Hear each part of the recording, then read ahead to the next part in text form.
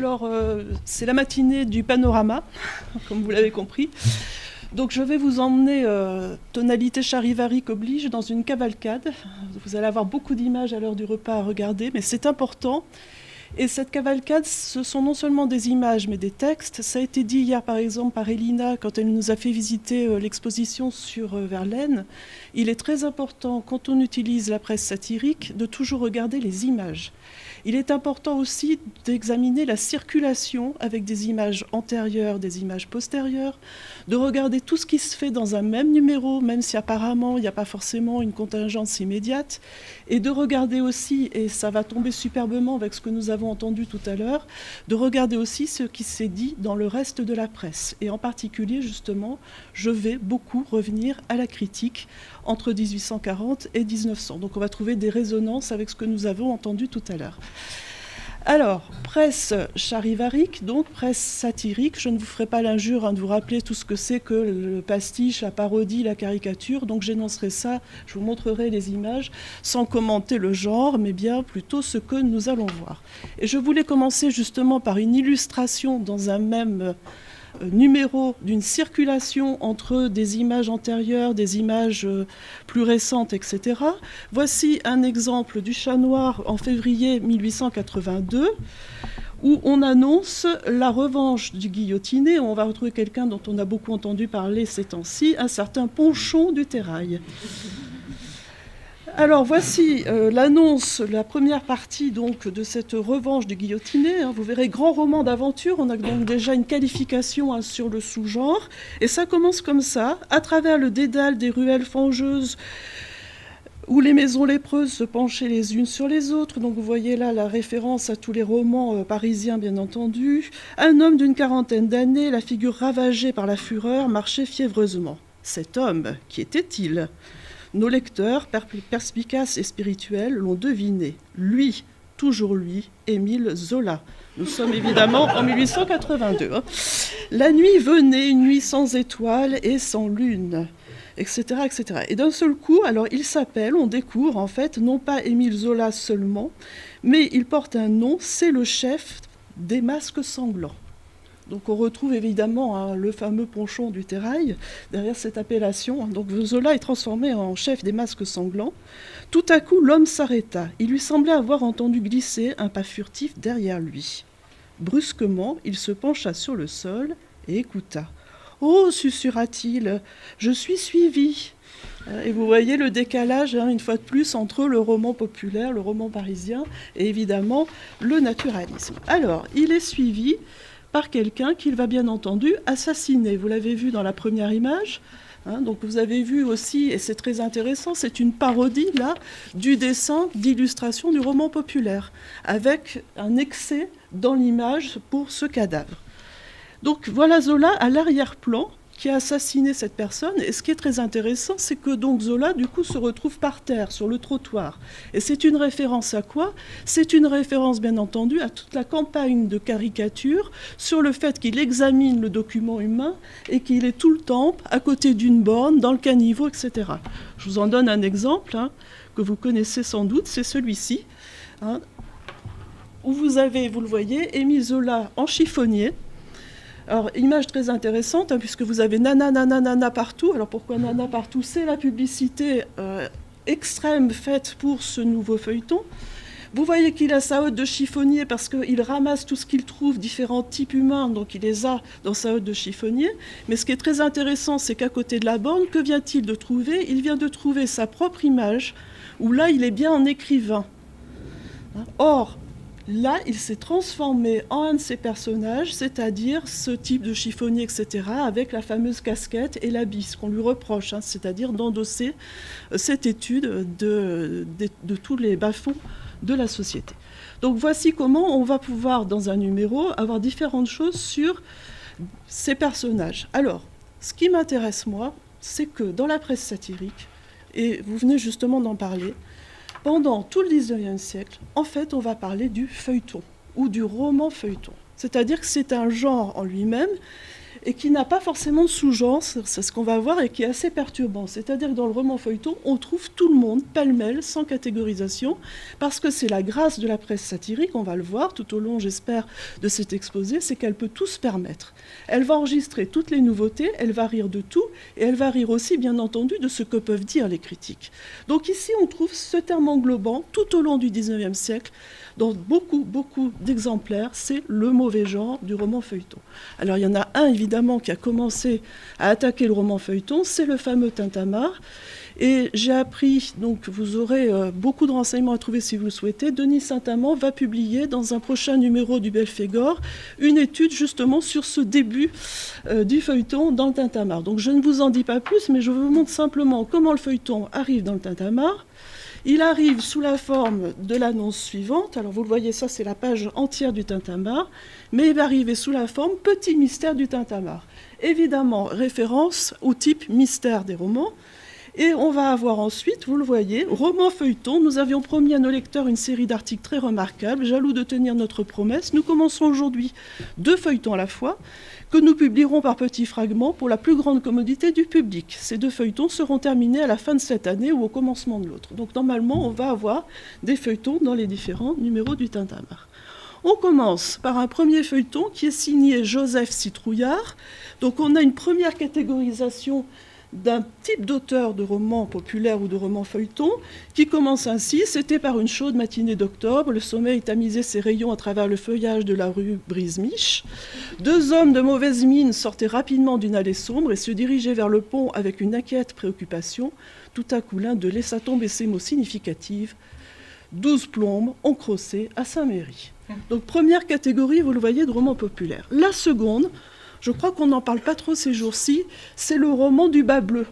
Le fameux bas bleu, la femme qui écrit sur des thèmes tout à fait savants, qui est trop érudite et ça n'intéresse pas grand monde. Donc voilà ici, Souvenirs intimes du temps de Sésostris, signé par la vicomtesse Anna de Schnitzbourg. Vous voyez qu'en bas, on a évidemment le modèle du roman feuilleton, c'est-à-dire que c'est expressément interdit de le reproduire, que ce soit sous la forme roman ou sous la forme feuilleton. C'est important, on lui donne tout l'appareil. Par contre, vous remarquez que c'est extrêmement court.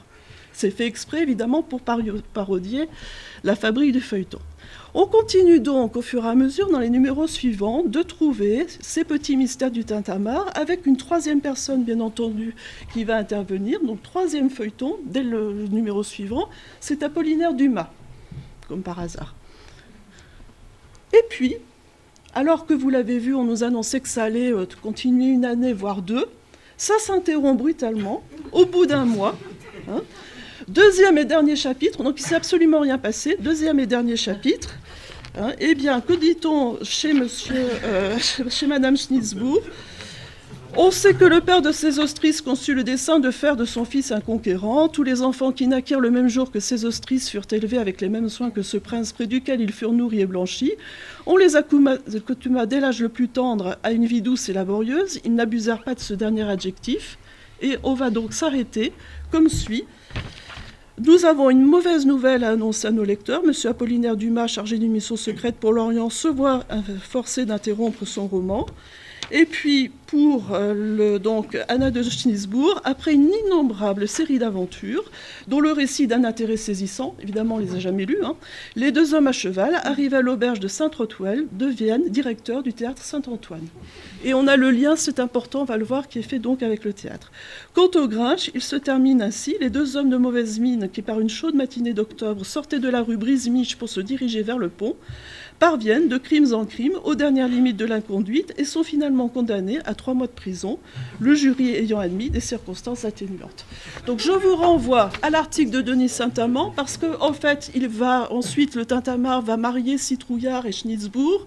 Ils vont donc avoir des enfants dans la vraie vie, mais aussi des enfants feuilletons, etc., etc. Donc c'est toute une suite extrêmement intéressante. Bien entendu, les journaux satiriques, tout au long du XIXe siècle, vont dire « mais quand est-ce que ça va finir, cette histoire de feuilleton ?» Je vous en donne un exemple, c'est dans le journal Pour Rire, dès le 22 septembre 1855, annonce « le roman feuilleton s'en va ». Donc ça, on va le retrouver de manière récurrente. On espère que le roman feuilleton va s'en aller et qu'on va avoir enfin un genre plus noble.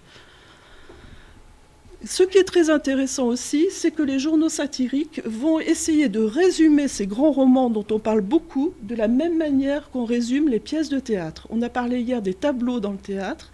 Donc on fait dans les journaux satiriques des illustrations tableau par tableau en noircissant le trait bien entendu de l'accent dramatique. On va faire la même chose pour les romans. Ici c'est Gilles qui retravaille les travailleurs de la mer. Donc il l'indique bien, il dit les travailleurs de la mer travaillés par Gilles, avec des séquences, on a les différents personnages, on a des récompenses, on va le voir, et des objets. Évidemment, Gilliatt, donc à la mode satirique, jeune premier rôle. Avant toute chose, nous désirons prévenir le public que ce Gilles Yatt ne saurait nous tenir de près, à peine un petit cousin très éloigné, qui s'est rendu indigne de notre nom en l'affligeant d'une terminaison qui révèle donc des goûts auvergnats et une éducation de charbonnier. On est aussi dans la référence, bien entendu, aux misanthropes et l'auvergnat, dont on parle beaucoup, et à toutes les pièces sur les auvergnats à l'époque. Récompense, je vous le disais, qui est très intéressante. Il en décerne plusieurs. En voici une par exemple. Le dessin ci-dessus que nous intitulerons « Premier grand prix de bateau à vapeur » est le faible hommage d'un cœur reconnaissant à l'immortel poète qui n'a pas consacré plus de 40 petites pages à la construction des paquebots en général et de la Durande en particulier. On va avoir la même chose donc pour les objets, ici aussi. Donc il explique qu'il nous enseigne l'art d'acheter un revolver 3 louis et de s'en faire 75 000 francs. Et surtout, ce qui m'intéresse, alors c'est donc sur plusieurs pages, ce qui m'intéresse, c'est la séquence finale. Donc vous voyez qu'elle est horizontale, avec un personnage, des objets et encore un personnage. Donc nous allons trouver, c'est amusant que vous ayez fait ce lapsus tout à l'heure sur l'autruche, parce que là c'est Déruchette qui est devenue Perruchette. Donc voilà. Et puis ensuite, avec Mademoiselle Perruchette, nous avons l'allusion à ce pasteur protestant qui a donc emporté le cœur de Déruchette, mais vous le voyez de manière extrêmement érotique. Donc sous-entendu grivois, bien entendu, des scènes finales des travailleurs de la mer. Et puis, ce qui m'intéresse, c'est cette scène finale qui est très belle dans Les Travailleurs de la mer, du suicide de Gilliatt, bien qu'il ne soit dit à aucun moment, bien entendu, qu'il se suicide, puisqu'il meurt, on vous a rappelé, au milieu de la mer, dans une brise calme, les vagues ne bougent pas, et peu à peu, la mer monte et Gilliatt disparaît. Alors, je vous montre d'abord, c'est achronologique, mais c'est pour que vous compreniez mieux, je vous montre d'abord les illustrations qu'en ont tirées différents dessinateurs. Vous avez ici celle de François Chifflard en 1869. Donc vous voyez la tête qui sort de l'eau, qui illustre bien effectivement cette dernière page. Vous avez celle de Daniel Verge en 1877 qui, lui, ne choisit pas de montrer le tout dernier moment, mais l'avant-dernier moment, quand le bateau s'éloigne et qu'on a la tête de Gilliatt qui peu à peu s'enfonce. Et je voulais vous montrer ce qu'en a fait Gilles, qui me paraît très intéressant. Donc vous avez ici non seulement une image, mais bien entendu, il faut voir ce qui est écrit avec. Donc nous le lisons. Alors seulement Gilliatt, douce créature, s'aperçoit que son auteur l'a fourré dans le pétrin. Mais le poète, et ça c'est intéressant, vous voyez, on passe d'un genre à un autre toujours, qui a besoin d'un dénouement, le reberne Déruchette en l'appelant toujours malin et en lui disant qu'il a vaincu la mer et que le moins qu'il puisse faire maintenant, c'est de la boire. Le pauvre homme que les émotions altèrent ne demande pas mieux, le malheur est qu'il se noie dans la grande tasse, ou la grande tombe comme vous voudrez, voilà ce que c'est. Donc critique très intéressante, et je trouve également le dessin intéressant. Je vous dirais même que de mon point de vue, c'est le meilleur des trois. C'est-à-dire celui qui vraiment donne toute l'intensité de cette dernière scène. Alors il faut dire aussi que Gilles illustre parallèlement des romans, donc ce n'est pas étonnant, on a aussi ce passage chez les caricaturistes d'un genre à un autre. Autre exemple de fameux roman, on revient au Chat Noir, et le Chat Noir va parodier Pobouille, en annonçant bredouille, bredouille, bredouille. Et ce bredouille, bredouille, bredouille, donc parodie de Pobouille, est signé, c'est indiqué, d'un auteur qui s'appelle J.K. Paul-Henry. Alors si vous avez bien suivi ce qui vous a été dit hier sur la bande de Médan, J.K. évidemment c'est Huysmans, Paul c'est Alexis, et Henri c'est Henri Céard, puisque on disait que c'était la bande de Médan qui écrivait les romans à la place de Zola, les fameux disciples. Donc bredouille, bredouille, bredouille, eh bien commence ainsi, par une parodie ou un pastiche comme vous voulez. Jean Gourdet était arrivé à Paris, il s'était fourré dans un fiacre sale, on avait hissé ses 3 malles dessus, puis il avait donné l'adresse, 198 rue de Choiseul. Effectivement, un pot-bouille commence ainsi, on va bien, rue de Choiseul par fiacre. Alors, dans des cahotements de guimbards, des gémissements de sapins souillés par les dégobillages d'hommes ivres, des frissonnements de carreaux tombés dans les portières, Oscar Gourdet voyait la ville, les maisons, les hommes, les femmes qui, sur leurs dessous blancs, écartaient des jambes lubriques avec des idées de vieilles dames dans l'ombre érotique des confessionnaux. Je ne vais pas vous lire tout le texte, je vous invite à aller le lire vous-même, évidemment, sur Gallica, mais j'aime beaucoup l'avant-dernière phrase. Les gosses n'étaient pas toujours deux. Leur dame n'aimait pas faire ça, mais elle le faisait tout de même, après avoir lu George Sand. Dans ce même, évidemment, toujours dans le Chat Noir, on trouve la semaine avant, et ce n'est pas innocent, le texte annoncé, mais de manière discrète, mais vous allez voir comment, par une caricature. Vous avez ici Zola. Inspiré, le souffle lui vient, vous voyez, de différentes œuvres. Sous-entendu, il n'a pas trouvé tout ça tout seul.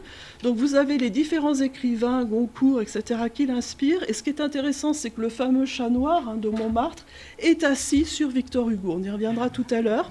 Donc on a bien cette scission entre le romantisme et le mouvement réaliste qu'on retrouve dans cette caricature, où Zola, bien entendu, est en cochon, puisque c'est un des motifs majeurs de la caricature de Zola. Donc voilà, vous le voyez mieux. Alors, il y a aussi dans cette presse le genre roman populaire. Je vous en montre juste un exemple, ici, qui est très intéressant. Dans le journal Pour Rire, en septembre 1853, vous allez retrouver toutes les personnes dont on a parlé depuis 2 jours. Et c'est très intéressant de voir comment elles sont disposées, ces différentes personnes. Donc je vais vous les montrer en zoomant. Vous avez donc George Sand avec comme écusson, bien entendu, le bas bleu, vous le voyez en bas, la houlette de bergère et puis, bien entendu, tout le côté campagnard. Vous avez ensuite, qui la suit, les mystères de Paris. Au centre, et ça rejoint ce que vous disiez tout à l'heure, bien entendu, au centre, c'est forcément la comédie humaine qui va irriguer tout le reste. Notre-Dame de Paris juste à côté, et on trouve donc, vous le voyez aussi, toute cette idée de roman parisien dont on parlait hier. Et enfin, les 3 mousquetaires. Et vous voyez, donc, tous sont réunis avec leurs différents écussons. Ce qui est intéressant, c'est que Marcellin, ensuite, s'intéresse aux différents personnages mis en scène dans ses romans, les mélange dans une sorte, alors là aussi, à la fois de panorama, de cavalcade, comme vous voulez. Donc, ils sont mélangés les uns aux autres. Et il y a une étude à faire beaucoup plus précise sur la façon dont s'organisent ces différents personnages, ces différents héros de romans populaires. Comme par exemple ici, vous voyez François Champy à côté de Notre-Dame de Paris, des mystères de Paris, etc. Donc c'est extrêmement intéressant de voir comment ils sont présentés. Et je vous présente aussi donc un que l'auteur va développer plus particulièrement dans plusieurs numéros. Ce sont bien entendu les 3 mousquetaires, vous les voyez, avec l'importance de cette épée qu'on retrouvera tout à l'heure sous la forme d'une plume. Donc c'est pour ça que je voulais vous montrer cette image. Alors vous vous êtes dit, mais la petite dame, elle avait mis en titre la purée. Alors pourquoi la purée? J'y reviens, je n'ai pas oublié, ne vous inquiétez pas. C'est en fait un titre dans le Tintamarre qui va courir donc de 1855 à 1870. On va parler de purée de littérature moderne. Et on a un exemple qui répond à votre question de tout à l'heure. Justement, ça tombe bien. Voulez-vous lire quelque chose d'ennuyeux? Voyez dans le journal des débats le roman de Monsieur Verne, intitulé Autour de la Lune. Ce n'est pas la première fois qu'on prétend nous apprendre de visu ce qui se passe dans notre satellite. Donc là, évidemment, référence à Cyrano de Bergerac, qui lui était drôle. On ne peut pas dire autant de Monsieur Verne, qui est partout d'un sérieux glacial, prétend exposer tout ce qu'on sait en astronomie dans les fastidieuses conversations de ses héros. On connaissait le roman de mœurs, le roman d'intrigue, le roman intime, le roman d'érudition. Monsieur Verne aura créé le roman pédantesque dont Dieu vous préserve. Donc c'est la réponse à votre question. Ensuite, évidemment, on en a vu un exemple tout à l'heure dans le Mercure de France, on s'interroge beaucoup sur la composition des romans, comment les gens fabriquent leurs romans. On a un exemple ici avec une analogie avec le laboratoire municipal de Paris qui venait d'être créé. Donc ici, c'est la fabrication de la rigolade des marmites, roman naturaliste. Eh bien, vous le voyez, on retrouve la référence à Balzac, très peu de Balzac d'ailleurs. Très peu d'esprit personnel. En revanche, vous le voyez, une part importante de Paul de Kock, de vieux auteurs, de gros mots, d'esprit des rues et surtout, les polissonneries de mauvais goût. Donc ça, c'est par Robida, dans la caricature en 1883. Également, bien entendu, on va expliquer aux jeunes postulants à la littérature comment ils peuvent fabriquer des romans ou de la poésie. C'est le sens d'un ensemble de caricatures de Robida qui s'intitule « Le Conservatoire des jeunes littérateurs à Trianon », où on va leur indiquer donc soit la section poésie, soit la section prose. Et vous avez différents exemples de ce que nous avons pu voir ces jours-ci. Le cours de roman criminaliste par un vieux récidiviste. Alors c'est important parce qu'on retrouve certaines des catégories. Le romancier psychologue qui accueille donc dans le boudoir laïque. Ici, le roman d'aventure. Ici, différents cours sur le terrain avec des femmes hystériques. Bien entendu, le roman dans l'estaminet, c'est le roman naturaliste avec langage argotique. Et enfin, le roman historique, qui est encore, vous le voyez, dans les années 1880, important. Il est même plus important visuellement. Je n'ai pas changé la taille, donc on lui donne encore une très grande importance. Alors, autre chose qui tracasse les caricaturistes, et c'est normal, c'est comment symboliser un auteur de roman. Ça, c'est difficile. Comment est-ce qu'on va faire? Alors, évidemment, il y avait la vieille partition. On avait le poète avec sa lyre, et on a donc l'écrivain avec sa plume. Donc on va trouver la plume, mais peu à peu, cette plume va prendre une coloration avec un arrière-fond qui va donner justement le genre romanesque auquel s'est attachée la personne. On va commencer par Alexandre Dumas. Vous le voyez, lui, c'est l'épée qui transperce ces différents papiers. On va avoir ensuite Paul Féval. Alors, image très intéressante. Bon, c'est vrai que je viens de la travailler, comme on l'a dit tout à l'heure. Mais ici, Paul Féval a posé sa plume sous forme d'épée, qui vient de lui servir. On le voit, il y a une mare de sang, etc. Il l'a posée sur ses genoux, me semble-t-il, dans une idée de dérogeance, puisque c'est quelqu'un qui vient de la petite noblesse bretonne. Donc c'est comme le noble autrefois qui posait son épée à côté du champ quand il allait travailler. Paul Féval a posé, vous voyez qu'il ne la tient pas, ça me paraît assez important. Et vous avez tout l'arrière-fond avec, bien entendu, les motifs de ces romans d'aventure ou romans de cap et d'épée. En bas à droite, vous avez quelque chose d'assez intéressant. C'est une référence à une polémique dans l'année avec Sardou, puisque Paul Féval avait très mal traité Sardou. Donc c'est intéressant aussi de voir ce passage du roman au théâtre à la critique. Ensuite, évidemment, on ne pouvait pas le rater, celui-ci, toujours Ponson du Terrail, dans son activité frénétique d'écriture, le fait qu'il écrive plusieurs feuilletons à la fois, donc forcément, ça va se voir, il est donc en train d'écrire, vous le voyez, avec diverses plumes, tout en affectant un air absolument serein. Erckmann-Chatrian, on a peu parlé du roman national, donc je tenais à vous montrer celle-ci. D'abord, il y a évidemment cette sorte de gémellité qui inquiète les contemporains. Donc on trouvera beaucoup de caricatures d'Erckmann-Chatrian sous forme de frères siamois. Là, ils sont presque siamois, mais pas encore. Mais vous voyez qu'ils n'ont qu'une seule plume et qu'évidemment, le dessin fait référence au roman national par les Chope et leurs dessins. Parfois, on finit par identifier l'auteur à son personnage. Alors là, on est dans une identification, vous voyez, qui est en train de se faire. Le personnage donc, de Rocambole est avec Ponson du Terrail. Ce qui est intéressant, évidemment, c'est le texte qui l'accompagne, donc, que je vous ai mis ici, mais je ne sais pas si vous pouvez le lire. Je n'en suis pas certaine. Donc, le lundi 20 août de l'an de grâce 1866, un homme chétif, encore proprement couvert d'un ruban neuf et portant un fardeau bizarre, marchait à pas vertigineux dans la direction de la rue Bréda. Étrange, étrange. Ce personnage mystérieux s'avançait droit devant lui, brandissant une plume, d'où s'échappait à flot du sang, du sang, du sang. « Je suis mort », murmurait le fardeau d'une voix terrible. « Non », s'écriait l'inconnu d'une voix contenue. « Non, tu n'es pas mort. Plus souvent encore un mot, le dernier mot. » Alors pourquoi le dernier mot? Parce qu'effectivement, le dernier volume de Rocambole, à ce moment-là, s'appelle le dernier mot. Et alors, on va avoir une allusion au fait que souvent, Ponson du Terrail oubliait ce qu'il avait dit et oubliait même comment se comportait son personnage, puisque si vous lisez bien le texte, en fait, Ponson du Terrail se retrouve avec 3 mains. Donc, il y a une première main, bien entendu, avec laquelle il bénit la foule qui venait s'abonner, tandis que de l'autre, il touchait 40 000 francs par an. Une clameur passionnée s'éleva. « Rocambole, Rocambole, enfer et damnation !» Le fardeau, c'était lui, c'était Rocambole, nom d'un chien, de la main qui lui restait. Le vicomte essuya une larme.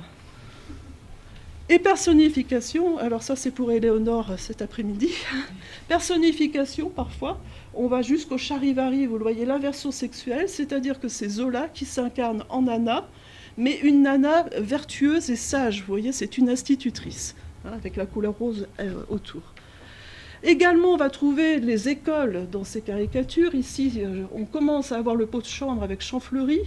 Pourquoi ? Parce que Champfleury conservait le musée des céramiques à Sèvres. Donc on va vite lui attribuer également le pot de chambre. Donc vous le voyez, il est en train de se laver les pieds dans un pot de chambre, et avec les chats parce qu'il adore les chats.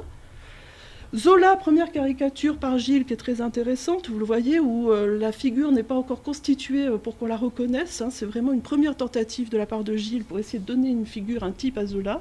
Par contre, on a la loupe du document humain, il est en train d'examiner à la loupe ce qui se passe, et ce qui me paraît très intéressant, c'est qu'on voit apparaître le livre, parce qu'il y avait aussi ce problème du feuilleton qui n'était pas vraiment représentable. Or, on voit le livre, et en plus sous la forme des romans de Charpentier, on reconnaît la couverture jaune, qui commence à s'accumuler dans les caricatures, et on va trouver de plus en plus donc l'objet livre dans les caricatures. Alors, catégoriser les auteurs, eh bien, il y a aussi la question du rejet des écoles. Ici, vous voyez Zola, toujours avec un pot de chambre qui n'est pas encore un pot-bouille, attention, parce que c'est avant pot-bouille, hein, donc l'appellation pot-bouille viendra après, qui est en train d'essayer de détrôner, de faire tomber la statue de Victor Hugo. Vous l'avez ici, qui donne un salut à Balzac, et c'est important parce que Balzac lui rend son salut. Donc on a une consécration par cette caricature, hein, de Zola. Et on a ici ce petit Zola toujours excité qui essaie de s'imposer dans le cortège chériférique de Victor Hugo, vous le voyez, en brandissant bien entendu les différents insignes de son école naturaliste, son chapeau d'ouvrier, son pot-bouille, etc., et qui joue donc les troublions, hein, dans le cortège romantique.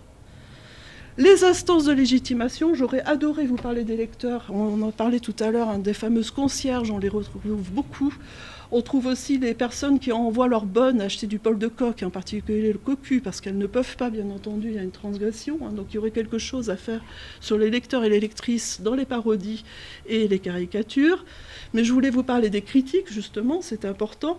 Et ici, vous avez ce côté de Zola qui se dédouble désormais dans les caricatures. On va le trouver chez Robida, hein, par exemple, dans La Coupe de Pot-bouille, on a Zola qui est à deux endroits dans la caricature. C'est la même chose ici, vous le voyez, il est là en tant que romancier, mais il est là aussi en tant que critique. En tant que romancier, il est tête de turc, il est en train de se prendre des coups, vous le voyez. En tant que critique, d'une part, il tape sur les autres, mais aussi, il époussette tendrement son propre crâne. Donc vous voyez que c'est une vision de la critique qui est extrêmement intéressante, là aussi, sur les différents genres à étudier. L'entrée à l'académie est très présente dans les différentes caricatures en tant qu'instance de légitimation, avec discussion par les caricaturistes, contestation bien entendu de l'entrée ou non à l'académie. Ici, c'est Zola qui courtise Dame Académie. Évidemment, c'est un rusto, il ne sait pas s'y prendre, il marche sur la robe de Dame Académie qui est fort mécontente, vous le voyez. Et puis en plus, il lui donne le bras d'une manière évidemment tout à fait non courtoise pour une dame de cette classe-là. Et il est habillé, une fois de plus, en ouvrier. Donc évidemment, vous voyez qu'elle a l'air extrêmement pincée. Autre variante chez les caricaturistes, souvent on sous-entend que de toute façon l'œuvre de Zola est telle qu'il ne peut pas entrer à l'académie. Vous voyez qu'ici, la pile de ses ouvrages derrière lui l'empêche de toute façon de passer la porte. Sous-entendu, il y en a qui passent la porte avec peu de choses. Hein. Lui, c'est le contraire, c'est son œuvre qui l'empêche de manière globale. Mais vous voyez qu'on trouve toujours ces mœurs un petit peu rustaudes chez lui. Il a cassé le cordon en tirant à la porte du concierge de l'académie. Et puis il y a, et je vais terminer là-dessus dans ma conclusion, il y a des caricatures beaucoup plus raffinées, beaucoup plus complexes, qui prennent en compte la critique et qui sont très difficiles à décoder. En voici un exemple. Loti a été reçu à l'Académie française dans une concurrence avec Zola. Donc ça fait partie d'une énième candidature de Zola, et c'est Loti qui finalement a été reçu. Vous voyez qu'ici, le caricaturiste sous-entend que Zola aurait mérité d'être reçu à l'Académie. Hein, vous le voyez en esclave, hein, mais en esclave pur. Hein, il n'a pas son pot-bouille, il n'a pas nana, etc. Il aurait vraiment mérité cette entrée. Vous avez la personne qui a fait le discours de réception de Loti, qui n'était pas très gentil justement pour Loti. Et donc, il crible de flèches Loti. Et surtout, vous avez les fameuses poupées de Loti. Pourquoi ? Parce que justement, Pierre Loti vient de publier Madame Chrysanthème, et les critiques ont beaucoup glosé, et la presse aussi, sur le fait que Madame Chrysanthème n'est peut-être pas un roman qui mérite une réception à l'Académie par rapport au roman de Zola. Mais vous voyez que celle-ci est beaucoup plus difficile à décoder. Et c'est ce que je voulais vous montrer en conclusion. Vous dire qu'une image, ça se lit toujours à plusieurs niveaux, c'est ce que je vous disais tout à l'heure, il faut connaître les images précédentes, il faut connaître les textes précédents, etc. Donc, on peut avoir une première lecture immédiate, brute, comme malheureusement on le fait parfois aujourd'hui face à la caricature, et puis on peut avoir une deuxième lecture à condition de bien connaître le contexte. Je vais essayer de vous montrer quelques exemples. D'abord, Flaubert et Salammbô. Donc Stop a fait toute une série, Salammbô traduit du carthaginois, bien entendu. Et vous avez ici des images très intéressantes, puisque d'abord vous avez à gauche le prêtre Tanit qui reçoit donc Salammbô, mais elle est en train de lire Madame Bovary. Donc évidemment, Tanit s'arrache les cheveux avec cette réincarnation de Madame Bovary. Et à droite, vous avez Salammbô qui, comme par hasard, monte dans un fiacre. Et bien entendu, ça résume toutes les critiques, ça condense les critiques sur le fait que Flaubert a soi-disant essayé de faire un roman historique, mais qu'en fait c'est une répétition de Madame Bovary avec ses thématiques érotiques dans Salammbô tout court. Celle-ci aussi est très belle. Et en fait, quand on commence à la regarder, il y a énormément de choses à voir. C'est une seconde caricature de Gilles sur Zola. Vous voyez que Zola est encore petit, mais gloire à Zola, il a fait quelque chose qui le dépasse. Vous voyez, quelque chose de superbe.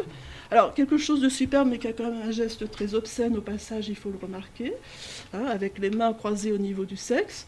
Elle prend apparemment un bain de pied, donc référence au réalisme, mais en haut, vous avez l'indication, bien entendu, la naissance de Nana Vénus, donc référence au tableau de Botticelli. Et quand on regarde en bas, en plus, il y a indiqué motif à Bouguereau futur. Et ça, c'est une référence, bien entendu, à tous les articles de Zola sur Bouguereau, qui n'étaient pas très favorables, c'est le moins qu'on leur puisse dire, à Bouguereau. Par exemple, en lui reprochant une certaine coloration, qu'on retrouve ici, vous le voyez, dans cette espèce de bleu pastel sur Nana. Donc c'est très intéressant, parce que là aussi, vous voyez que Zola est en train de relever la jupe de Nana, mais ça ne va pas plus loin. Il faut dire aussi que Gilles a un contentieux avec Zola, puisque Zola, exaspéré par ses caricatures, ne lui permettra pas d'illustrer ses romans, et il y aura finalement un essai pour Nana, mais Gilles va représenter Nana avec sa chemise transparente, et Zola va refuser cette édition avec cette image par trop transparente. Une seconde qui est très intéressante, parce que si on la regarde du premier coup d'œil, on se dit, bon d'accord, c'est le grand Victor Hugo et le petit crapaud Zola. On peut se dire aussi, c'est l'histoire du bœuf et de la grenouille, etc., etc. Elle est beaucoup plus compliquée que ça, elle est en fait très complexe. Si l'on regarde bien, vous voyez que Victor Hugo a l'air très triste. Vous voyez qu'on attire notre œil avec des couleurs rouges.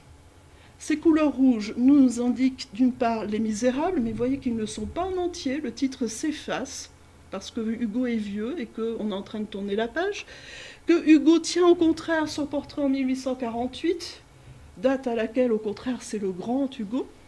Et ici, alors vous ne le voyez pas malheureusement avec l'écran, mais vous avez le Figaro qui est dans l'eau. Alors pourquoi ? Parce que Zola vient d'écrire un texte terrible où il traite Hugo de vieux crétin dans le Figaro. Alors voilà pourquoi c'est dans l'eau. Mais vous voyez qu'en même temps, malgré cette critique terrible, Hugo tend une main secourable au crapaud. Alors j'ai longtemps cherché, j'ai fini par comprendre. C'est parce qu'en fait, à propos d'Anne, on a une référence à une fable de Hugo, qui met en scène un âne et un crapaud, et l'âne se détourne de son chemin pour aller ramasser le pauvre crapaud. Donc vous voyez que celle-ci, pour la comprendre, il faut quand même... Alors on a deux niveaux, où on a le premier niveau qui fait rire de toute façon, où on a tout cet appareil, on a lu les critiques, etc., et on peut la comprendre. Et on va terminer par une dernière que j'adore, parce qu'on a parlé aussi des étendards depuis 2 jours, des différentes écoles. Donc voici une caricature de Zola par Sapec, qui est très intéressante, c'est-à-dire si on la regarde là aussi, elle fait rire, elle fait sourire en tout cas. On a l'impression que c'est une de ces caricatures de Zola, vraiment en sous-entendant que c'est un pornographe, qu'il n'aime que l'immondice, etc., mais elle est très complexe à comprendre. Vous voyez qu'il a a un drapeau, hein, ici tout est bon, etc. Référence en fait à une image que vous devez connaître, hein, qui est le grand chemin de la postérité de Benjamin Roubaud, où c'était Hugo qui lui avait son étendard également en tête de ce cortège. Donc il y a une référence déjà picturale sur une autre manifestation et sur une autre école. Et si on revient à notre caricature, on voit donc une allusion à un proverbe fameux dans le peuple français, c'est-à-dire tout est bon dans le cochon, il n'y a rien à laisser. Hein, donc on a ça aussi qui est présent sur cette bannière. Si on regarde bien, on s'aperçoit que ça s'appelle la Haute École de M. Zola. Donc on va regarder, on va s'apercevoir de quoi? On va s'apercevoir que le cochon a une queue, que Zola enfourche son cochon de manière assez pornographique, il faut bien le dire. Et donc cette queue, c'est une référence à toutes les critiques qui ont déferlé sur l'école de Médan et sur la queue de M. Zola. C'est-à-dire qu'on a quantité de textes sur la queue de M. Zola, avec l'idée que Zola a enfanté, d'où cet accouplement avec un porc, une école horrible, et l'idée également qu'il le suit, vous le voyez, de manière tout à fait obscène. Donc on a cette petite queue. La deuxième chose qui est intéressante aussi, c'est l'histoire de haute école. Il y a effectivement un texte de critique qui s'intitule « La haute école de M. Zola ». Et on va trouver énormément de caricatures qui sont par exemple des illustrations d'articles parus précédemment, de critiques comme Barbé d'Orvilly, etc., etc. Donc vous le voyez, c'est vraiment un panorama que je vous ai fait extrêmement rapidement, mais pour essayer de vous montrer comment la presse satirique a toute liberté, encore plus que toutes ces presses dont on a pu parler, quoique la vôtre se situe entre les deux finalement. Donc elle a toute liberté pour essayer à la fois de stigmatiser les nouveautés, mais aussi, et c'est ça qui est extrêmement difficile quand on commente ce genre de caricature ou de parodie, mais aussi de stigmatiser ceux qui réagissent de manière défavorable. Et souvent, en fait, c'est plutôt à la glorification de ces différents auteurs qui sont en train d'offrir quelque chose de nouveau. Gilles, par exemple, est ami de Daudet, etc. Donc on a aussi le fait que ces différentes personnes se connaissent, discutent entre elles et peuvent se moquer d'un type de critique ou d'un type de public. Et j'ajouterai juste, pour répondre à une dernière question, que par contre, il ne me semble pas avoir vu quoi que ce soit sur le roman catholique, sauf quand Paul de Kock change, se convertit et se met à réécrire ses romans. C'est le seul moment où j'ai vraiment vu quelque chose, hein, des parodies, etc., sur le roman catholique.